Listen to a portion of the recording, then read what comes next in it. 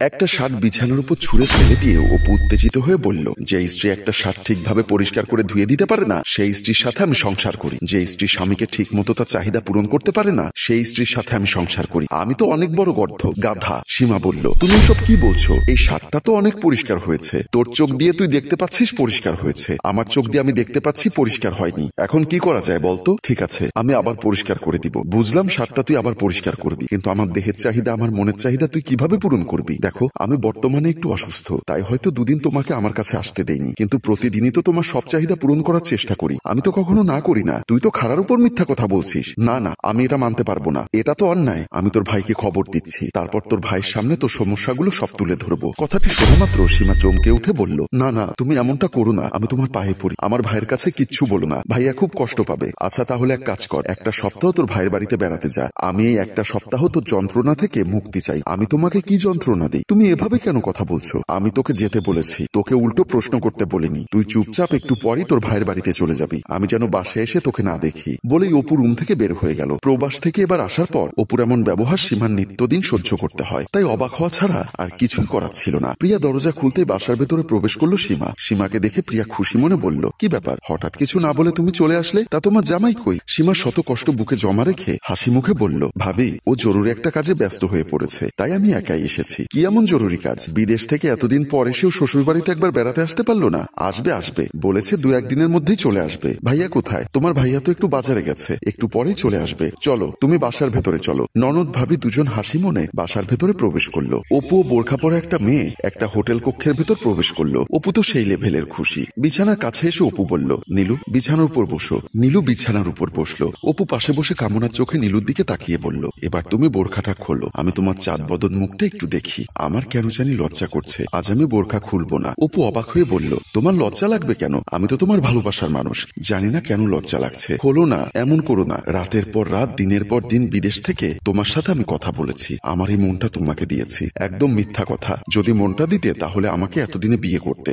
আহা, আমি তো তোমাকেই বিয়ে করব, তাই তো আমি স্ত্রীকে সবসময় অত্যাচার করতে থাকি। আজও বকাবকি করে বাবার বাড়িতে পাঠিয়ে দিয়েছি, শুধু তোমাকে ভালোবাসি বলে, তোমাকে বিয়ে করব বলে। এবার বোরখাটা খোলো, সত্যি তুমি আমাকে বিয়ে করবে তো? 100 বার বিয়ে করব। ঠিক আছে বলেই কবিতা বোরখা খুলতে লাগলো। অপু নীলুকে দেখে চমকে উঠল। নীলু অপুর দিকে তাকিয়ে মুচকি হেসে বলল, কি ব্যাপার অপু সাহেব, হা করে তাকিয়ে আছেন কেন? আমাকে দেখে কি টাসকি খেয়েছেন? অপু চোখ বড় বড় করে বলল, তুমি কি নীলু? হ্যাঁ আমি নীলু। ছবিতে দেখলাম তোমার বয়স 18 কিংবা 20 হবে, এখন তো দেখছি তোমার বয়স 40 বছরের কাছাকাছি হবে। বয়সে কি এসে যায়, মনের মিলই তো বড় মিল। অপু উত্তেজিত হয়ে দাঁড়িয়ে গিয়ে বলল, মনের মিলের গুষ্টি কিলাই। বলে অপু দৌড়ে রুম থেকে বের হয়ে গেল। নীলুও বিছানা থেকে নেমে ছুটলো অপুর পিছু। অপু দৌড়ে হোটেলের অফিস কক্ষের সামনে আসতেই নীলু পেছন থেকে এসে অপুকে ধরে ফেললো। নীলু কিছুটা উত্তেজিত হয়ে বলল, তুমি আমাকে দেখে পালাচ্ছ কেন? অপু দুহাত জোর করে বলল, আপনি আমার খালা আম্মার বয়সী, আপনি আমাকে মাফ করে দেন, আমি বাসায় চাই। কি বললে? আমি তোমার খালা আম্মার বয়সী? যখন প্রেম করেছো, মিষ্টি মিষ্টি কথা বলেছো, তখন মনে ছিল না? এখন আমাকে দেখেই পালাচ্ছ?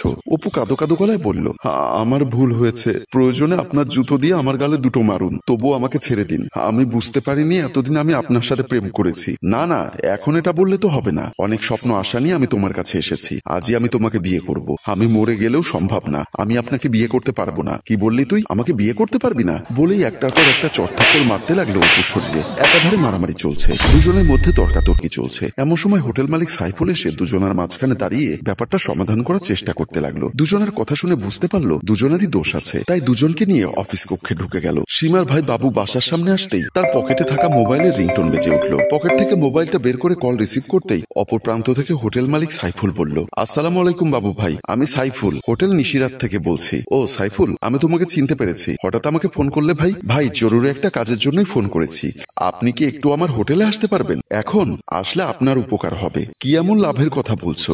এখন তো বাসায় আসছিলাম। ভাই সত্য কথা বলতে আপনার মান সম্মান নিয়ে প্রশ্ন, আপনি যদি একটু আসতে পারেন তাহলে আপনার মান সম্মান হানি হতো না। সাইফুলের মুখে এমন কথা শুনে বাবু কিছুটা টেনশনে পড়ে গেল। তারপর বলল, ঠিক আছে আমি আসছি, বলেই কলটা কেটে দিয়ে আবার বেরিয়ে গেল। বাবু হোটেল অফিস কক্ষে প্রবেশ করতেই বাবুকে দেখে অপু মাথা নিচু করে ফেলল। নীলু কান্না করতে করতে বলল, ভাই আপনি বিচার করুন, আপনার বোন জামাই আমার সংসার ভেঙেছে, আমাকে নিয়ে সংসার করার স্বপ্ন দেখিয়েছে, আমি আমার স্বামীর সংসার ছেড়ে ওর কাছে চলে এসেছি, এখন সে আমাকে দেখে পালিয়ে যাচ্ছে। কথাটি শুনে বাবু চমকে উঠল। তারপর সাইফুল সব ঘটনা বাবুর কাছে খুলে বলল। বাবু বলল, সাইফুল কাজী ডাকো, এখানে ওদের বিয়ে পড়িয়ে দিব। অপু কান্না করতে করতে বাবুর কাছে দুহাত জোর করে অনুরোধ করে বলল, ভাইয়া আমি অনেক বড় বড় ভুল করেছি। আপনি আমাকে এই ভুলের শাস্তি দিন, কিন্তু এই মহিলাকে বিয়ে করতে বলবেন না। তুমি আমার বোনকে যে নির্যাতন করো, আমার বোনের মুখ দেখে তা আমি বুঝতে পারি। আমি খোঁজ নিয়ে জেনেছি তুমি প্রচুর পরকীয়া প্রেমে আসক্ত, তাই তোমাকে ক্ষমা করা অসম্ভব। ভাইয়া, আমি ভুল করেছি। আমি বিদেশে থাকতে বুঝতে পারিনি মহিলা এত বয়স্ক। মোবাইলের ফিল্টার মেরে আমার সাথে হোয়াটসঅ্যাপে কথা বলেছে, বয়স কম দেখিয়েছে, আমার কাছ থেকে লাখ লাখ টাকা খেয়েছে, এখন মিথ্যা কথা বলছে। ওর আসলে স্বামী সংসার কিছুই ছিল না। আমি মিথ্যা কথা বলছি না তুই মিথ্যা কথা বলছিস? সাইফুল বলল, বাবু ভাই, তাহলে আমি খোঁজ খবর নিব এই মহিলার আগে স্বামী সংসার ছিল কিনা। এবার নীলু থতমত খেয়ে গেল। ধরা খাওয়ার ভয়ে আমতা করে বলল, আপনাদের খোঁজ খবর নিতে হবে না, আমি চলে যাচ্ছি। সাইফুল বলল, কেন চলে যাবেন? বিয়ে করবেন না? তাহলে দুজনকেই আজ পুলিশে দিব। নীলু কান্না করতে করতে দুহাত জোর করে অনুরোধ করতে লাগলো, ভাই, আমার ভুল হয়েছে, আপনারা আমাকে ক্ষমা করুন। আমি আসলে মিথ্যা কথা বলেছি, আমার স্বামী সংসার নেই। বাবু নীলুকে চলে যেতে বলল। নীলু চলে গেল। অপু আবারও বাবুর কাছে ক্ষমা চাইতে লাগলো। বাবু বলল, ক্ষমা যদি চাইতেই হয় তাহলে আমার বোনের কাছে ক্ষমা চাইতে হবে। তুমি আমার বোনের সাথে যে অমানবিকতা করেছো তার ক্ষমা আমি করতে পারবো না। বলেই অপু চলে গেল। অপু হোটেলের সিঁড়ি দিয়ে আস্তে আস্তে নামছে আর ভাবছে, আসলে সে অনেক বড় ভুল করে ফেলেছে। সীমা আসলে অনেক ভালো একটা মেয়ে, স্ত্রী হিসেবে আল্লাহর নিয়ামত। সেই নিয়ামতের ঠিকভাবে পরিচর্যা আমি করিনি। আমি ওকে বারবার অবহেলা করেছি, অপমান করেছি। ও কি আমাকে ক্ষমা করবে? প্রিয় ভিউয়ার্স, আমাদের সমাজে এমন কিছু পুরুষ আছে ঘরে সুন্দরী স্ত্রী থাকা সত্ত্বেও পরনারীতে আসক্ত হয়, স্ত্রীকে অবহেলা করে। তাদের শেষ পরিণতি হয়তো এমনই হয়। গল্পটি ভালো লাগলে লাইক, কমেন্ট ও শেয়ার করুন। গল্পটির রচনায় ফেরদৌস অপু, পরিচালনায় মোশাররফ হোসেন মৃদুল। ধন্যবাদ।